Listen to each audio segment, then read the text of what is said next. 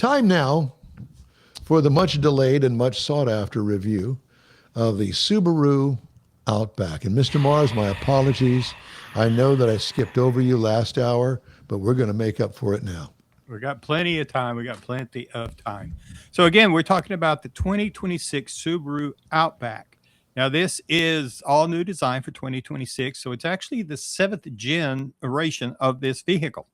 Now, the final assembly location is in Ota, Guma, Japan, or something to that effect.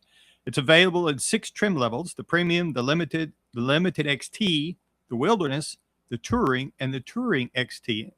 Now, I happen to be driving the Wilderness for the review time. Now, the government says this is a small SUV. With it parked in the driveway next to my wife's midsize, I would think it's more of a midsize, but being that what it may, seats 5 passengers. Now, new this year, it's got a taller roof line on it, so you got a lot bigger windows, which improves the view outside of it. Got plenty of black trim to give it that off-road look. It's got power heated side mirrors, got black roof rails on it. Up front, the LED lighting package goes all the way around it, but the front headlights are steering responsive headlights, which at night you got to kind of play with a little bit, but it's pretty cool to watch it. Even got the daytime running lights and the fog lights are also LEDs. It's got a moon roof on it. Again, the black roof racks, and it's rolling on some 17-inch black wheels. Now, this all works together to give it that rugged off-road look that they're looking for with the Wilderness brand. But on the inside, we're going to find black Napa leather. The front seats are heated and ventilated. The second row seats are also heated on the outboard seating positions. Got a 12.1-inch multimedia system right there in the middle of it. Big, nice screen with navigation. Got your surround view. Harman Kardon speakers for the audio. Kind of filled it up really nice. A 12.3-inch LCD instrument cluster gives you all the information the driver is going to be looking for, and you can adjust it, of course, to whatever you want. Wireless charging for your phones. It's got front and rear USB ports for everybody to have plenty of places to plug in their stuff. And the rear seat is a 60/40 fold down. And it does have a cargo cover in the back, which a lot of people kind of but that's really important, I think, because it keeps all your good stuff back there out of sight, out of mind, so people don't even think about trying to steal it. Now, the Outback can come with 2 different engines. The Wilderness has the 2.4-liter turbo boxer. This has got 260 horsepower, 277 pound-feet of torque on it. It's backed by a CVT, but you can put it into a manual mode, which mimics an 8-speed transmission. Tow rating is 3,500, so that'll take care of your small boats, your kayaks, and maybe even a small pop-up camper. Now, the EPA says you should be looking for about 21 miles to the gallon in the city, Highway 27, combined 23. Now, I got 21.8 across 292 miles. Most of my time was spent in town, done a little bit out on the highway.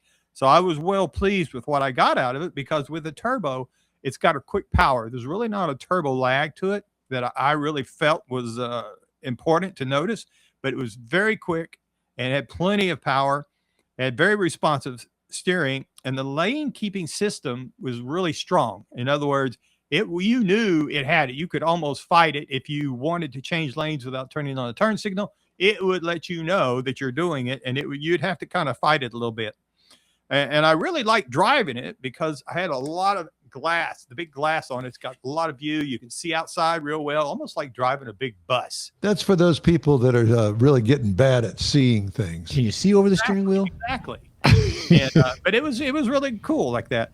Now, the base trim price on this is $44,995. Now, the as tested price is $50,535. Wow. And a Subaru. Yeah. Mid trim level Subaru. Yeah. And of course, you can get a base model price at $34,995. So using that, went over and looked at the Chevrolet Blazer. 34,300 is the base model on it. The Mazda CX-70, 42,750. And the Honda Passport is 44,950. And again, I thought that that's where it fit in better because it's a little bit bigger. It's square. It looks much more like a midsize to me than the smaller ones. And these all seem like fairly comparable. Other than the price, Subaru is definitely a better price in that range. So that's some of the things that I found on the 2026 Subaru Outback Wilderness package. You know, I will have to admit to you that I actually like the Subaru brand. I think that it's a different way to build a car. I like the Boxer engines. I like those a lot. They do a very good job with those. And, you know, the CVT transmissions have actually been bumped up. Remember the original ones? God, they were just awful. You know, Right. rev up to Sludge box. 6,000 RPM and sit there forever and ever and ever until you got it up to 60 miles an hour. They're not like that anymore. No. And Subaru has come miles and miles now with their new interiors. They've been working at it, and I think that they're doing a much better job than they used to. And for those that are in the market, I would definitely suggest that you at least give them a try. Shop it. You may not like it, but shop it, because chances are you're going to find something in there that you're going to like. That's me. Would I go out and buy one? I wouldn't. I'm not in a new car buying mode, but I definitely would put it on my shopping list. Wouldn't you, Mr. Mars? Check it out. Yeah. Particularly this Outback, because of the size of it, this new generation of 2026, by it being new, the changes they've made, it's gone away from all that swoopy stuff that you used to see in the small SUVs. Well, and they all look like grown station wagons. Yeah, and they've got This one is definitely, to me, looks better and more like that. And what a lot of the bigger the full wheel size trim ones are doing. packages and things that's kind of hard to get used to for me. Yeah, I think that they've come a long way, and Absolutely. they've allowed themselves to change it up and make the different models that people are actually looking for.